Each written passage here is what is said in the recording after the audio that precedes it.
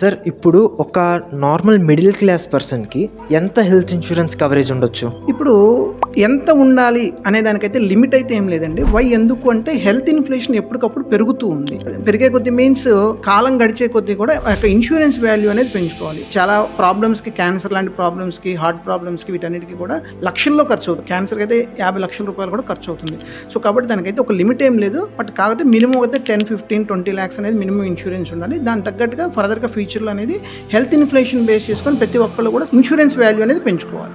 Sir మరి term ఇన్స్యూరెన్స్‌కి? దీనికి ఎలా ఉంటుందంటేనండి, హ్యూమన్ లైఫ్ వాల్యూ అంటారు. మీ మొబైల్కి ఒక వాల్యూ ఉంది, ఈ మైక్కి ఒక వాల్యూ ఉంది, ప్రతిదానికి ఒక ఎంఆర్పి అని ఉంది. మన యొక్క ఎంఆర్పి ఎంత?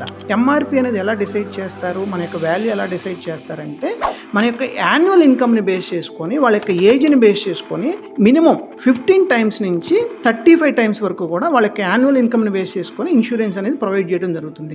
దాన్నే హ్యూమన్ లైఫ్ వాల్యూ అంటారండి. వాళ్ళ యొక్క ఇన్కమ్ని బేస్ చేసుకొని మాత్రమే మనం ఇన్సూరెన్స్ ఇవ్వగలుగుతాం. దానికి ఇంత లిమిట్ అనేది ఏం లేదు. కాబట్టి దానికి ఎవరికి ఇంత అనేది అయితే మనం డిసైడ్ చేయలేం.